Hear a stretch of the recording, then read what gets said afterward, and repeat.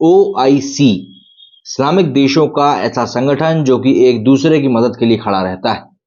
Israel Hamas लड़ाई के बीच में इन लोगों ने कश्मीर को लेकर अब गलत बयान दिया है। दरअसल इस्लामिक देशों के संगठन ओआईसी ने एक बार फिर जम्मू कश्मीर पर गलत बात कह दी है।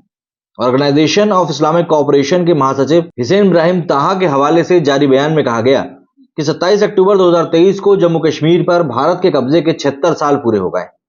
जम्मू कश्मीर के विवाद को हल करने के लिए ओआईसी इंटरनेशनल समुदाय से संयुक्त राष्ट्र सुरक्षा परिषद के प्रस्तावों के तहत ठोस कदम उठाने के आह्वान को दोहराता है।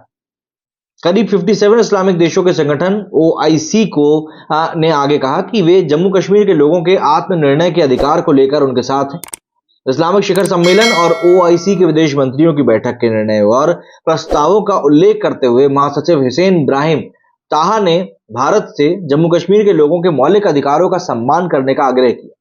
साथ ही 5 अगस्त 2019 को जम्मू कश्मीर में खत्म किए गए अनुच्छेद 370 को फिर से बहाल करने की मांग करी। हालांकि मुझको इस बात के ऊपर ऐसा लगता है कि ये काम ये लोग सिर्फ इसीलिए करते हैं कि हाँ चलो ठीक है, बोलना ही तो है, करना क्या है, क्योंकि इनके बोलने से कुछ होता नहीं। इन्हें स्टेटमेंट दे दिया, बात खत्म हो गई। अब क्या होगा? क्या इनके कहने से भारत वहां पे 370 को फिर से बहाल कर देगा? क्या नहीं। तो इनने सिर्फ इसलिए बोल दिया कि हाँ ठीक है, बात हो जाएगी कि अरे इनने तो हमारे हक में बोला था। क्योंकि अगर ये कुछ नहीं भी बोलते तो भी भारत को क्या फर्क पड़ जाता? कुछ नहीं।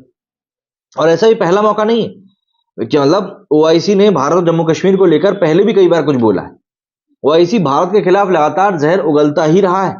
अक्टूबर 2022 की बात कर लीजिए, ओआईसी ने बयान जारी करते हुए भारत सरकार से जम्मू कश्मीर में अनुच्छेद 370 बहाल करने की मांग करी थी। साथ ही कश्मीर में हो रहे डेमोग्राफिक बदलाव को भी रोकने की मांग करी थी। इससे पहले भी ओआईसी की ओर से कश्मीर मामले में इस तरह के बयान देखने को मिल चुके हैं। अब ये ओआईसी जो कि डेमोग्राफिक चेंजेस की बात कर रहा है, फिर इनके सामने अगर हम दूसरी बातें रखना शुरू कर देंगे ना कि हिमाचल में क्या हो रहा है, देवभूमि में क्या हो रहा है, तब इन लोगों के मतलब समझ में नहीं आएगा। बस बोलने को बोल देते हैं और कुछ भी नहीं। अक्टूबर 2022 में जो ये बयान दिया था इन लोगों ने, उसके बाद से क्या उखाड़ लिया इन्होंने? कुछ नहीं। बस हर साल अपनी अटेंडेंस लगा देते हैं जम्मू कश्मीर के ऊपर बोलकर। ओआईसी के बयान के पीछे पाकिस्तान का हाथ इस समय बताया जा रहा है, ताकि इंटरनेशनल लेवल पर भारत पर प्रेशर बनाया जा सके, जो कि बनता तो है नहीं पर इनकी बनकी हो जाती। भारत कई बार आगाह कर चुका है कि वे पाकिस्तान के प्रोपेगेंडे को आगे ना बढ़ाएं। दरअसल 27 अक्टूबर वो तारीख है जिस दिन भारतीय सेना ने पराक्रम दिखाते हुए कश्मीर सीमा में घुसे अवैध घुसपैठियों को बाहर निकालते हुए कश्मीर के बड़े हिस्से को पाकिस्तान के कब्जे से बचा लिया था। आजादी के बाद भारत में पहली बार ऐसी सैन्य कार्रवाई की गई थी। 27 अक्टूबर का दिन भारत के उन वीर सैनिकों की याद दिलाता है जिन्होंने पैदल चलकर ही सरहद की न सिर्फ रक्षा करी बल्कि उसे बचाने के लिए अपनी जान की ही परवाह नहीं करी। ओआईसी की बात करें तो ओआईसी का पूरा नाम, जैसा कि मैंने आपको बताया, ऑर्गेनाइजेशन ऑफ इस्लामिक कोऑपरेशन है। इसका हेडक्वार्टर सऊदी अरब के जद्दा शहर में है। ये 57 मुस्लिम बहुल देशों का संगठन है।